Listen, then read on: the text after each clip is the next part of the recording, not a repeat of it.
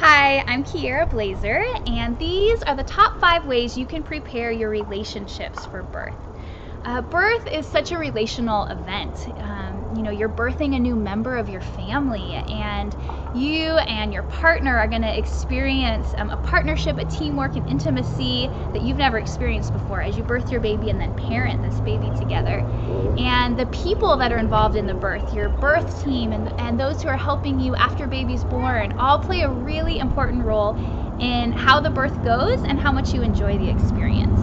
So it's really important to prepare these relationships for birth, and I'm going to tell you how to do that. Okay, so the first way I really encourage you to prepare relationally for your birth is to have a consistent date night with your husband. Your relationship is so important for you guys, and it's also really important for your baby. Your baby finds security in your guys' love for each other and your connection together, your intimacy, how strong your relationship is.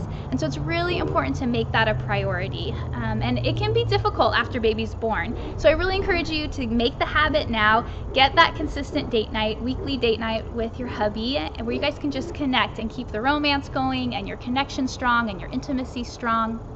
One of the things you can do on it that I really encourage you is take some time to really affirm each other and tell each other why you know that that person is going to be amazing at the birth and why you know that that person is going to be an incredible parent to this baby. And that is going to be really great for your relationship. And actually, if you can, I encourage you to go on an overnight baby moon. If you have the finances and time, that could be a really special time for you before baby comes, and things are going to change a little bit, and it'll be a lot harder to get away in something like that for a while. So that's my first tip for you. Okay, so the second tip I have to really prepare well relationally for birth is to really prepare for the labor with your partner. So kind of have a dress rehearsal for what labor is going to be like. So pretend you're in labor, put on some relaxing music, and practice together. Like practice some of the positions that you want to try laboring in. Practice some of the comfort measures. Let your partner practice doing counter pressure on your hips and on your back. And when you guys take your birth class, you'll learn about different comfort measures and positions and things like that. But I really encourage you to practice it ahead of time. And that way, you guys can get a groove together and get your game plan. You can give him feedback, tell him what feels good, what doesn't feel good. And that way, when you do go into labor, he kind of knows, okay, I know what to do. We've practiced this. I kind of remember, and he's not just on the spot thinking like, oh my gosh, what am I supposed to do now? If you do take my birth class, on the labor prep CD you get, there's a whole labor practice track on there for you guys to practice with together. But just take some time to really practice together so that when you do go into labor, you feel like you're a team, you're ready, you're prepared, and you can just go for it together. Okay, so my next tip for you to really prepare your relationships for birth is to seek to heal and restore any close relationships you have where there's conflict or strain.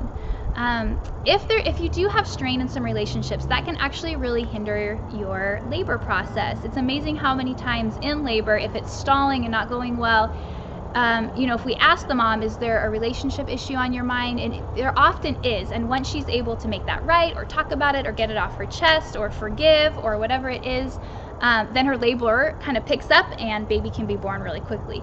So I just encourage you to make those relationships right to the best of your ability before heading into labor. You just want to go into labor free without any relational strain heavy on your mind or on your heart.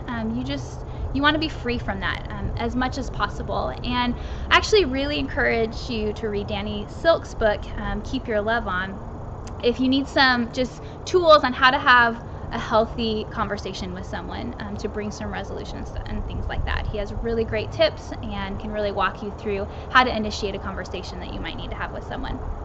My next tip for you is to prepare relationally, is to get a really good birth team that's going to be at this birth with you. And so that's your caregiver, that's any other support people that you're going to have there with you, but you want a killer birth team that you feel confident with, that you feel safe with, that you feel like a team with, that it's not like you against them, but that you're all on the same team and have the same goals. And it's really, really important, the team that you have around you. So if you're feeling any strain with your caregiver or like they might not be the best fit for you, I really encourage you to look for another caregiver.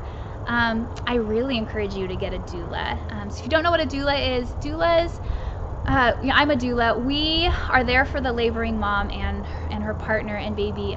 We provide emotional, physical, and informational support. And our job is basically to make sure you have an amazing experience. We're not there to do anything medical. We're just there to care for you, to make sure you're feeling good, you're feeling confident, you're feeling listened to, you're comfortable, so we give massages and get you water, make sure your partner's feeling like he knows what he can be doing to support you. And doulas make all the difference in the world at birth. The statistics about doulas are incredible. If you do have a doula, your chance of having a C-section is way, way, way lower. Of needing any type of pain meds is much lower. Labors are typically at least 6 hours shorter if you have a doula. And moms just have a much more satisfying birth experience when they have a doula. And that's just because it's nice to have another person there who her whole job is just to focus on you, and she's very knowledgeable. So, she can give you ideas for different positions to try if labor's stalling a little bit, or different comfort measures to make sure you're feeling comfortable. And so they're very much worth the money. I really encourage you to get a doula. And then just think about if there's anyone else that you want at the birth. And you really only want people there that you feel super safe with, you can be totally free and yourself with.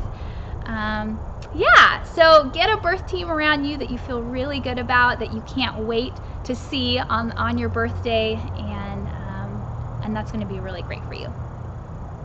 Okay, so my last tip to prepare relationally for your birth is to really put a team in place to help you after baby is born. Your job after baby is born is to rest, to enjoy that baby, to work on breastfeeding, and just be on a baby moon kind of with your partner and baby. And so you really want to get help to help with all the other stuff, with the housework, with cooking, with grocery shopping, and all of that. So I really encourage you ahead of time to ask your close friends or family members for help, and kind of assign different jobs. Put a meal train in place so you have different people assigned to bring you meals on different days. And then once baby's born, I really encourage you, if you don't feel comfortable asking for help when people come visit, you could even put a sign on your door that says, "Hey, thanks so much for visiting us.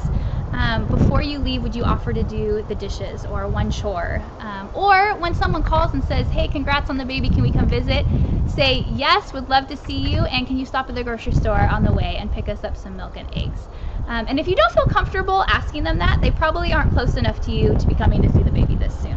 Okay, so, and this can be really great for you relationally. I know when our first son was born, that was some of our best bonding with our close friends, was just inviting them to help and letting them into our lives at a little bit deeper level, and being vulnerable and accepting their help. And we have some really, really great memories, and it really strengthened our bond with some of those friendships because of that. So it can really be a blessing in your life, in your relationships with your other family and friends.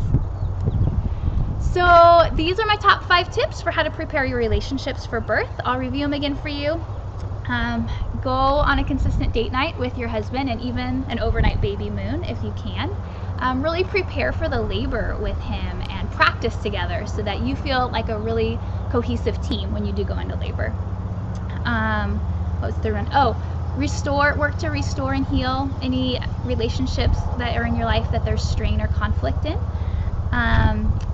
Get a great killer birth team in place that you are excited to give birth with, and set up help for after baby's born so that you have a really good support team around you helping you out. Do these things and you are going to be so well prepared relationally, and it's going to be a really, really great experience for you. So be blessed, Mama.